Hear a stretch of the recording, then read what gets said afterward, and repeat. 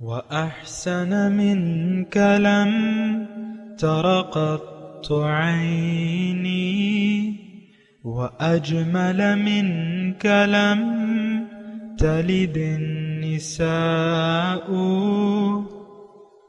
خلقت مبرأ من كل عيب خلقت مبرأ من كل عيب كأنك قد خلقت كما تشاء. كتاب أنزلناه إليك مبارك ليدبروا آياته وليتذكر أولو الألباب. یہ کتاب برکت والی ہے جسے ہم نے آپ کی طرف نازل فرمایا ہے تاکہ دانش مند لوگ اس کی آیتوں میں غور و فکر کریں اور نصیحت حاصل کریں. اللہم صلی علی سیدنا محمد وعلی آل سیدنا محمد بعدد کل ذرۃ مئۃ الف الف مرۃ. سامعین و ناظرین کرام، السلام علیکم ورحمۃ اللہ وبرکاتہ. سامعین کرام، سورہ مومن آیت نمبر 53 سے 55 حصہ دوم. آج کے سبق کا نمبر ہے 2267. آج کا موضوع ہدایت کے مطابق عمل ضروری ہے، آخر کیوں؟ اس کے ساتھ آج کے سبق کا آغاز کرتے ہیں. سب سے پہلے گزشتہ سبق کا اعادہ ہوگا. اعوذ باللہ من الشیطان الرجیم. پناہ مانگتا ہوں میں اللہ کی شیطان مردود سے. بسم اللہ الرحمن الرحیم. شروع اللہ کے نام سے جو بڑا مہربان نہایت رحم والا ہے. وَلَقَدْ آتَيْنَا مُوسَى الْهُدَى وَأَوْرَثْنَا بَنِي إِسْرَائِيلَ الْكِتَابَ. اور ہم نے موسیٰ کو ہدایت کی کتاب دی اور بنی اسرائیل کو اس کتاب کا وارث بنایا. هُدًى وَذِكْرَى لِأُولِي الْأَلْبَابِ. عقل والوں کے لیے ہدایت اور نصیحت ہے. فاصبر إن وعد الله حق واستغفر لذنبك وسبح بحمد ربك بالعشي والإبكار. تو صبر کرو، بے شک خدا کا وعدہ سچا ہے، اور اپنے گناہوں کی معافی مانگو اور صبح و شام اپنے پروردگار کی تعریف کے ساتھ تسبیح کرتے رہو. سامعین کرام، سورہ مومن آیت نمبر 53. وَلَقَدْ آتَيْنَا مُوسَى الْهُدَى وَأَوْرَثْنَا بَنِي إِسْرَائِيلَ الْكِتَابَ. اور ہم نے موسیٰ علیہ السلام کو ہدایت دی تھی اور ہم نے بنی اسرائیل کو اس کتاب کا وارث کر دیا. ہدم و ذکرہ، اس میں ہدایت تھی اور اس میں نصیحت تھی عقل مندوں کے لیے. فاصبر ان وعد اللہ حق، پس صبر کرو، اللہ کا وعدہ سچا ہے. واستغفر لذنبک، اور اپنے گناہ کی معافی مانگو. وسبح بحمد ربک بالعشی والابکار، اور شام اور صبح اپنے رب کی حمد کے ساتھ پاکی بیان کرو. سامعین کرام، ہدایت اور نصیحت، گزشتہ سبق میں ہم نے یہی بات کی تھی کہ آج کا مسلمان نہ کتاب کی ضرورت محسوس کرتا ہے نہ نصیحت کی.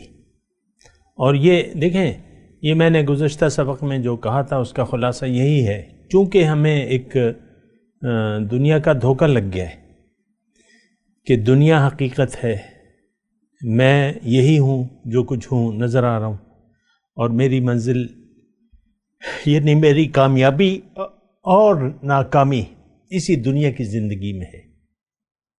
جبکہ اللہ تعالیٰ کا منشا اور مقصد کچھ اور تھا. ہم نے دنیا کو مقصود بنا لیا. تو اب اس وقت ہمیں کتاب اور ہدایت اور نصیحت، اس کی ہم ضرورت محسوس نہیں کرتے. تو بہرحال یہ تو ایک حقیقت ہے. اور اس پر آپ اگر سوچ لیں اور اپنے لیے کچھ بہتر فیصلہ کریں، اور فیصلہ یہی ہوگا کہ مجھے ہدایت کی ضرورت ہے اور مجھے نصیحت کی ضرورت ہے۔ دیکھیں ایک بات جو میں کہنا چاہتا ہوں وہ یہ ہے کہ آخر کیوں اللہ تعالیٰ نے ہمارے لیے ہدایت اور کتاب ہدایت کا انتظام کیا ہے۔ یعنی یہ دیکھیں باقاعدہ ایک مستقل بہت اہم اللہ تعالیٰ نے ہمارے لیے انتظام فرمایا ہے ہدایت کا۔ فَإِمَّا يَأْتِيَنَّكُم مِّنِّي هُدًى فَمَن تَبِعَ هُدَايَ فَلَا خَوْفٌ عَلَيْهِمْ وَلَا هُمْ يَحْزَنُونَ۔ اللہ تعالیٰ نے جب انسان کو پیدا کیا تو یہ کہہ دیا اس کو کہ بھئی تم زمین پہ تو جا رہے ہو، تو یہ تھوڑا سا میں اپنی تفصیلی ترجمہ کر رہا ہوں نا، تو انسان کو اللہ تعالیٰ نے یہ فرمایا، یعنی اس کا مفہوم یہ بنتا ہے کہ اے انسان، تم نے اگر اپنی مرضی سے زندگی گزاری تو تم ناکام ہوگے، کیونکہ تم نہیں جانتے اپنے منزل کے راستے کو اور راستے پر چلنے کے طریقے کو۔ میں تمہیں بتاؤں گا، میں اپنی طرف سے انتظام کروں گا۔ ان علینا للہدی، ہدایت تمہیں دینا میری ذمہ داری ہے۔ تو دیکھیں باقاعدہ اگر آپ تھوڑا سا سوچیں بھی نا کہ ہدایت کا اتنا وسیع اور عریض انتظام اللہ تعالیٰ نے کیوں فرمایا ہے۔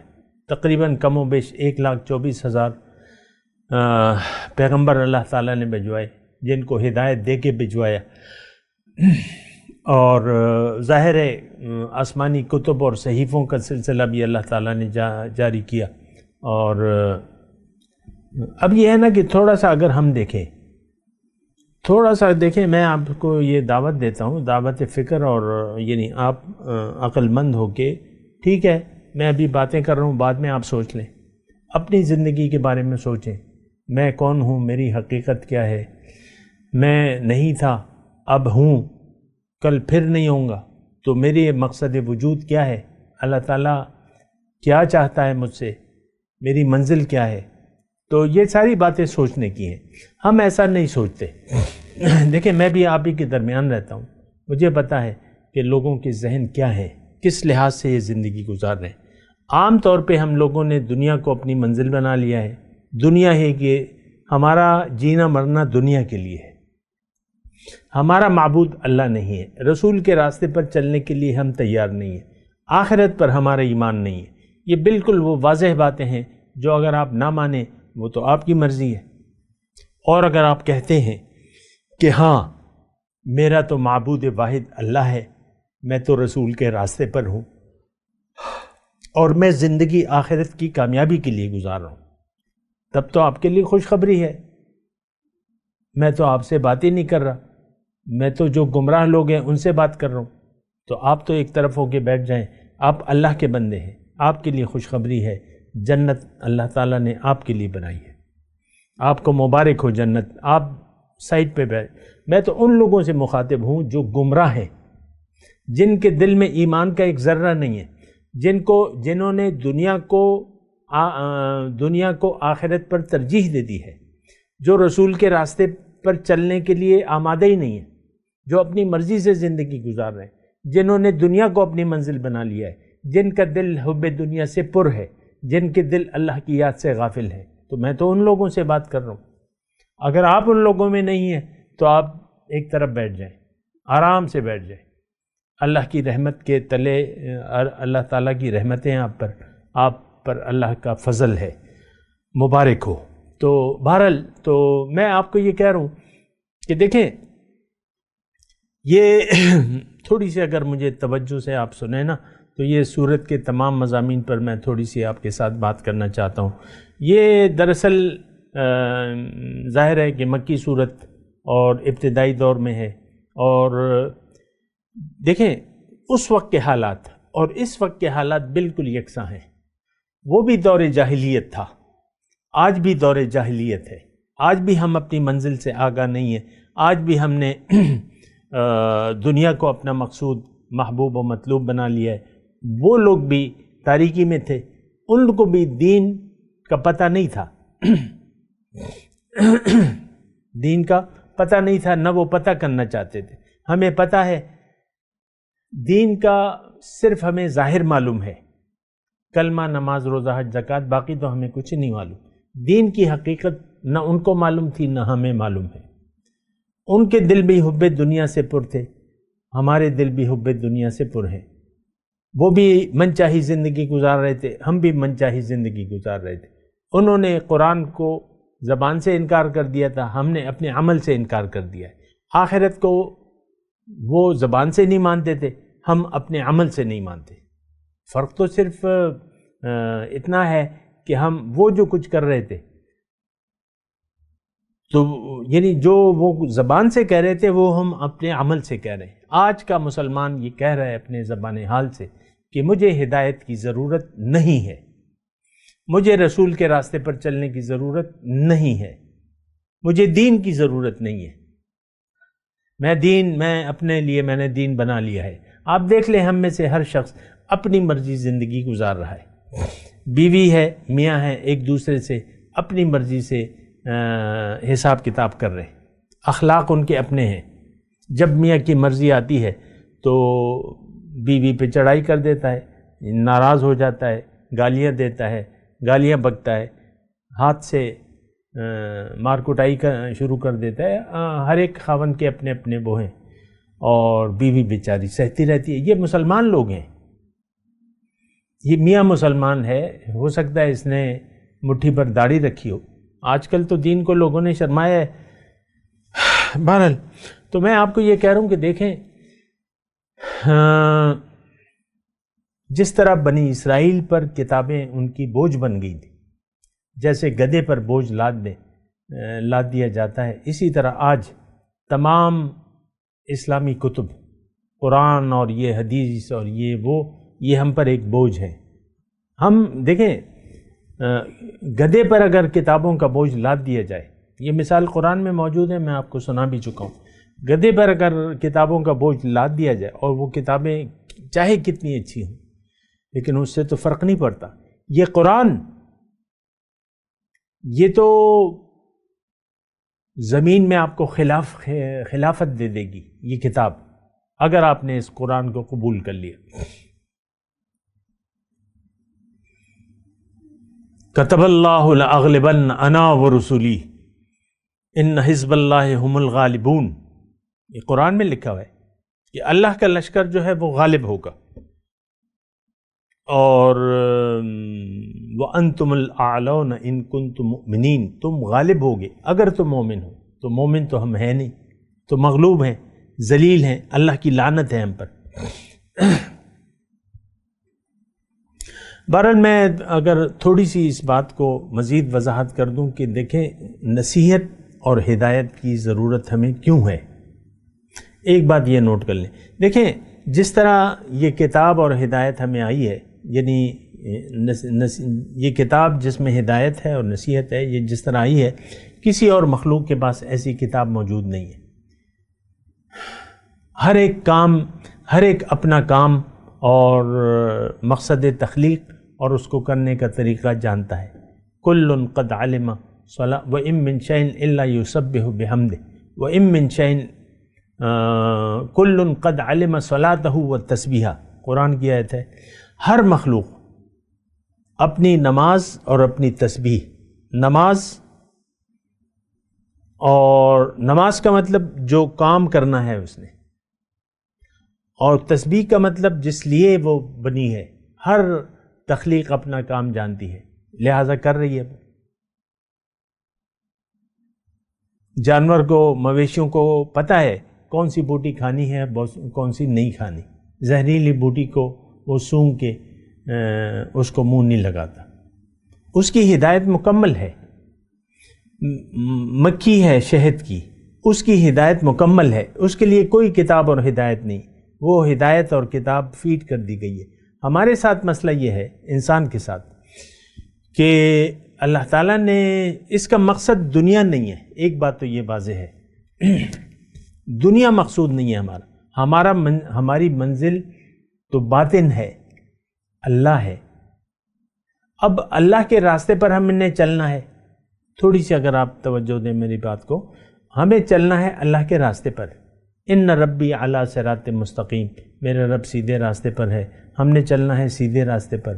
اب انسان کی جو ہمارے پاس جو عقل ہے نا، اس کی جو حد ہے وہ تو ظاہر ہے، مطلب وہ حواس خمسہ ہیں، اور جو باطن ہے حواس خمسہ کی زد سے جو چیز باہر ہو جاتی ہے وہ ہماری سمجھ میں نہیں آتی۔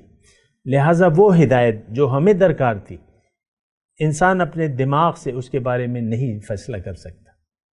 اللہ کا راستہ کیا ہے، کون سا ہے، کون سا کام اچھا ہے، کون سا کام برا ہے، کون سا کام اللہ کے ہمیں قریب کر دے گا، کون سا کام اللہ سے دور لے جائے گا۔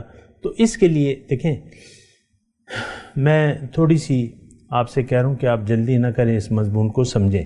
ہدایت کی ضرورت کیا ہے، یہ اس وقت میرا موضوع ہے۔ تو ہدایت تو دیکھیں، انسان کی منزل اگر دنیا ہوتی تو اسے ہدایت کی ضرورت نہ ہوتی۔ تو دنیا کے لیے تو اللہ تعالیٰ نے ہمیں بنایا نہیں ہے، دنیا کو ہمارے لیے بنایا، ہمیں تو اللہ تعالیٰ نے باطنی کامیابی کے لیے بنایا۔ اس کی تفصیل میں آپ کو بتاتا رہتا ہوں کہ ہماری منزل اللہ ہے، اللہ کے راستے پر ہم نے چلنا ہے، اور وَأَنَّ إِلَىٰ رَبِّكَ الْمُنْتَهَىٰ، اے انسان تمہارا جانا اللہ کے پاس ہے، اللہ کے راستے پر چلنا ہے۔ تو اللہ کا راستہ ہمیں چاہیے، اللہ کا راستہ، اور اس کے لیے ہمیں ہدایت درکار ہے۔ ہدایت، راستہ، آپ کو میں نے بتایا گزشتہ سبق میں بھی، ہدایت کا مطلب کیا ہوتا ہے۔ ہدایت کا مطلب راستے کا بتانا اور منزل تک پہنچانا۔ تو یہ قرآن جو کہ ہدایت ہے اور نصیحت ہے، ہمیں راستہ بھی بتاتا ہے اور ہمیں منزل تک پہنچاتا ہے، پوری اس میں تفصیل موجود ہے، تفصیل لکل شیء، یعنی جو ہدایت کی ضرورت تھی اس میں ساری تفصیل اس کتاب میں موجود ہے۔ تو اچھا، میں آپ کو یہ کہہ رہا تھا، اس بات کو تھوڑا سا آپ سمجھے کہ دیکھیں، ہمارے جو حواس خمسہ ہیں وہ تو عقل یعنی ظاہر کی حد تک ہیں، یعنی حسی جو چیز یعنی 5 حواس خمسہ ہیں، تو اس سے اگر کوئی باہر چیز ہو تو وہ ہماری سمجھ میں نہیں آتی۔ تو ہماری منزل تو باطن ہے، اللہ ہے، ہمیں اللہ کے راستے پر چلنا ہے، تو اس کے لیے ہمیں ہدایت کی ضرورت تھی۔ یہ ہدایت کیا ہے؟ یہ سیدھا راستہ ہے اللہ کا، یہ بات نوٹ کر لیں۔ ہدن، ہدایت کیا ہے؟ یہ صراط مستقیم ہے۔ آپ ہر نماز کی ہر رکعت میں پڑھتے ہیں کہ اہدنا صراط المستقیم، اے اللہ تعالیٰ مجھے سیدھا راستہ بتا۔ تو جب اب یہ ہماری ضرورت ہے، اور یعنی اگر ایک درجے میں اگر کھائیں تو کھانے پینا جو ہم کھا پی رہے ہیں اس سے زیادہ ضرورت ہے، کیونکہ اگر ہم کھائیں گے اور پئیں گے نہیں، یعنی غذا نہیں استعمال کریں گے تو ہم مر جائیں گے، ہمارا جسم مر جائے گا، یعنی جسم کا وہ قصہ ہے نا۔ لیکن اگر یہ روحانی غذا ہم نہ استعمال کریں تو ہمارا ضمیر مر جائے گا، اور وہ مر چکا ہے اس وقت، وہ ہمارا ضمیر مر چکا ہے۔ پاکستانی قوم یا دنیا کی جو امت مسلمہ ہے، اس کا ضمیر مر چکا ہے، اس کا ضمیر سو رہا ہے، اس کا دیکھیں، ہماری توجہ صرف ظاہر تک ہے۔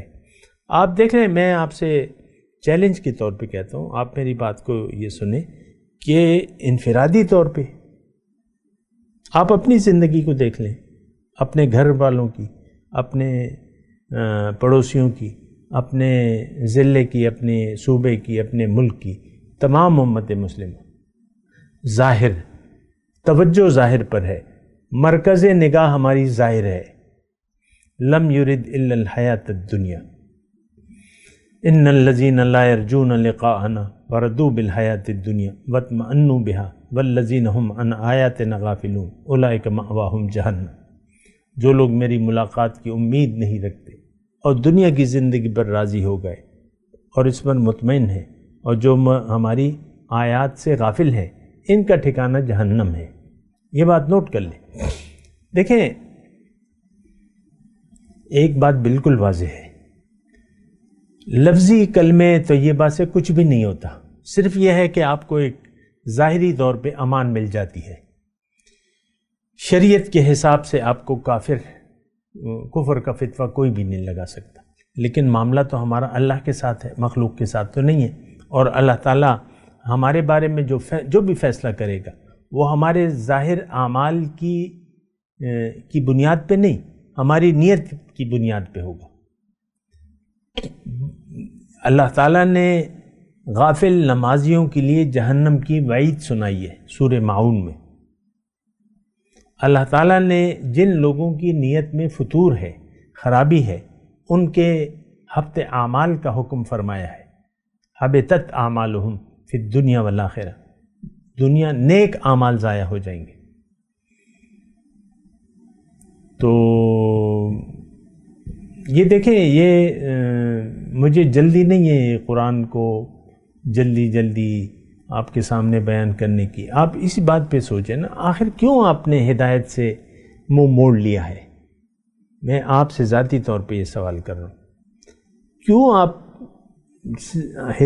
یعنی قرآن سے ہدایت کیوں نہیں لینے کے لیے تیار؟ اس بات پہ تو سوچیں۔ اس کی وجہ تو میں نے بتا دی ہے کہ ہم نے دنیا کی زندگی پر دھوکہ کھا لیا ہے۔ دنیا اہم ہے اب ہمارے لیے، آخرت کی ہمارے لیے کوئی اہمیت نہیں ہے۔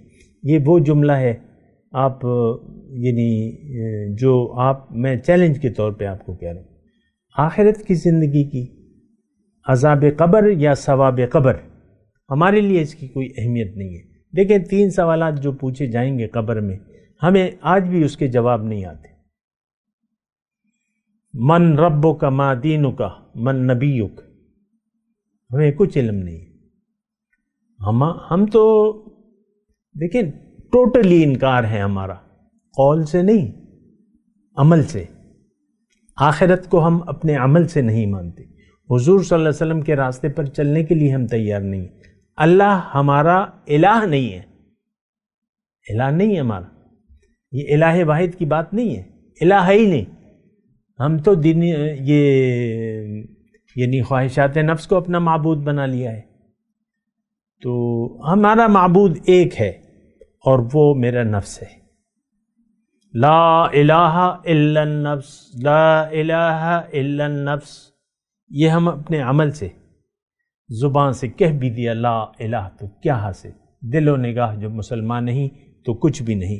بہرحال میں یہ بات میرے خیال سے میں نے آپ کو ایک کنورٹ کر دی۔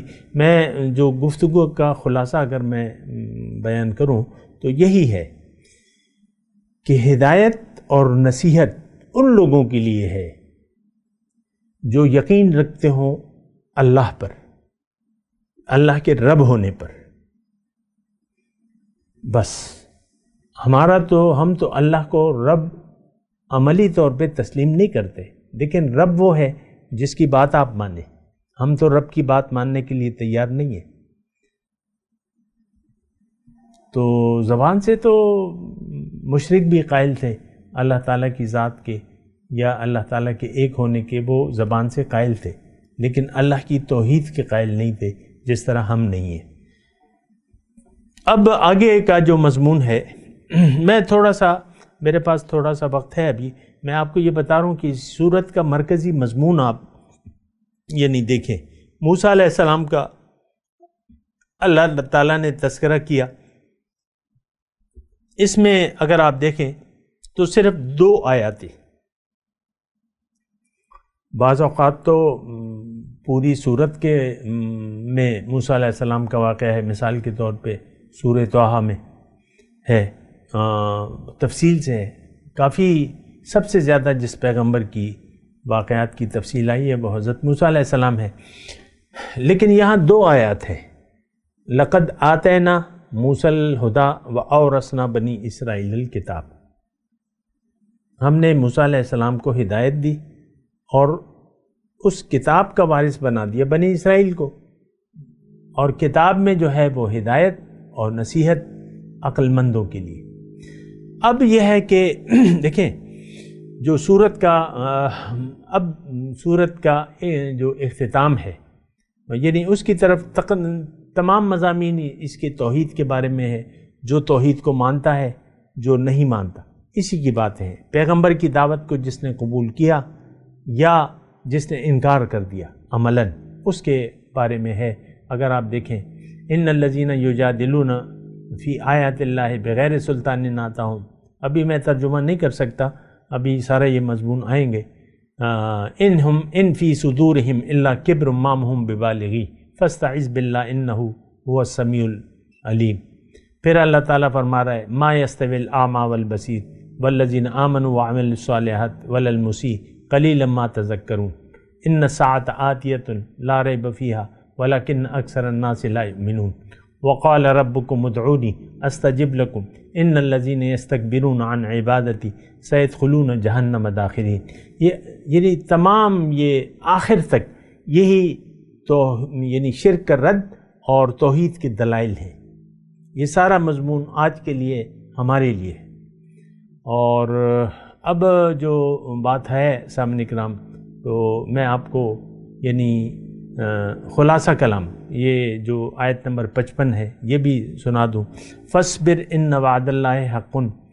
اب یہ خطاب جو ہے یہ داعی قرآن سے ہے، جو اللہ کو منزل بنا لیتے ہیں، جو کتاب کی پیروی کرتے ہیں، اس کے لیے اللہ تعالیٰ یہ ایک پالیسی دے رہا ہے اس کو، یعنی اس کو ایک نصیحت فرما رہے ہیں ہمیں اللہ تعالیٰ کہ اے مومن، اے داعی حق، تم صبر کرو.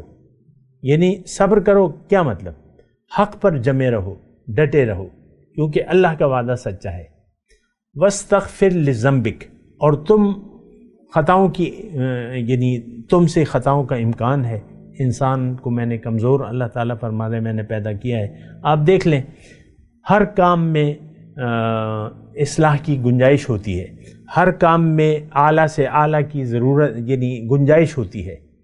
تقوی اور تقوی کے درجات ہیں، اعلیٰ سے اعلیٰ درجات ہیں. تقوی ہے، ورع ہے وغیرہ. ابھی میں اس کی تفصیل کا وقت نہیں ہے، لیکن اللہ تعالیٰ ہمیں ایک بنیادی طور پہ میں آپ کو اللہ کی عطا سے ہی بتا رہا ہوں کہ اللہ تعالیٰ مومن کو، جو داعی ہے، جو اللہ کو منزل بنا کے اللہ کے راستے پر چل رہا ہے، تو اس کو اللہ تعالیٰ فرما رہا ہے کہ دیکھو دنیا کی جو اونچ نیچ ہے، ایسا نہ ہو کہ تمہارے قدم کہیں ڈگمگا جائیں. تم صبر کرو، حق پر جمے رہو، ڈٹے رہو، میرا وعدہ سچا ہے. اور تم اپنا کام کرتے رہو اور اپنے کام میں بہتر سے بہتر کام انجام دو. ظاہر ہے اس کی کوشش تو ہونی چاہیے. ہر مومن جو ہے وہ رب کی رضا کے واسطے جہاں تک اس سے بن پڑتا ہے وہ کرتا ہے. یعنی رب کی رضا کی، رب کو راضی کرنے کے لیے جتنی بھی وہ کوشش کرتا ہے وہ کرتا ہے اور کرنی چاہیے. لیکن اس میں اللہ تعالیٰ چونکہ اس میں یعنی امکان ہے کہ ہو سکتا ہے ایک بات ایک وقت میں خلاف اولا ہو اور وہ کام آپ سے ہو جائے. ابھی میں تفصیل وقت کی کمی ہے، انشاءاللہ اس پہ بھی بات کریں گے. اور اپنے رب کی تسبیح بیان کرو صبح و شام. میں تلاوت کرتا ہوں، میرے ساتھ دہرائیے. اعوذ باللہ من الشیطان الرجیم، بسم اللہ الرحمن الرحیم. وَلَقَدْ آتَيْنَا مُوسَى الْهُدَىٰ وَأَوْرَثْنَا بَنِي إِسْرَائِيلَ الْكِتَابَ هُدًى وَذِكْرَىٰ لِأُولِي الْأَلْبَابِ. فَاصْبِرْ إِنَّ وَعْدَ اللَّهِ حَقٌّ وَاسْتَغْفِرْ لِذَنبِكَ وَسَبِّحْ بِحَمْدِ رَبِّكَ بِالْعَشِيِّ وَالْإِبْكَارِ. اب ان آیت کی تلاوت اور ترجمہ. اعوذ باللہ من الشیطان الرجیم. پناہ مانگتا ہوں میں اللہ کی شیطان مردود سے. بسم اللہ الرحمن الرحیم. شروع اللہ کے نام سے جو بڑا مہربان نہایت رحم والا ہے. وَلَقَدْ آتَيْنَا مُوسَى الْهُدَىٰ وَأَوْرَثْنَا بَنِي إِسْرَائِيلَ الْكِتَابَ. اور ہم نے موسیٰ کو ہدایت کی کتاب دی اور بنی اسرائیل کو اس کتاب کا وارث بنایا. هُدًى وَذِكْرَىٰ لِأُولِي الْأَلْبَابِ. عقل والوں کے لیے ہدایت اور نصیحت ہے. فاصبر إن وعد الله حق واستغفر لذنبك وسبح بحمد ربك بالعشي والإبكار. تو صبر کرو، بے شک خدا کا وعدہ سچا ہے، اور اپنے گناہوں کی معافی مانگو، اور صبح و شام اپنے پروردگار کی تعریف کے ساتھ تسبیح کرتے رہو. اس کے ساتھ ہی آج کے درس کا وقت اختتام کو پہنچا. اگلے درس میں انشاءاللہ ملاقات ہوگی. وآخر دعوانا ان الحمد للہ رب العالمین. مولاي صل وسلم دائما ابدا على حبيبك خير الخلق كلهم.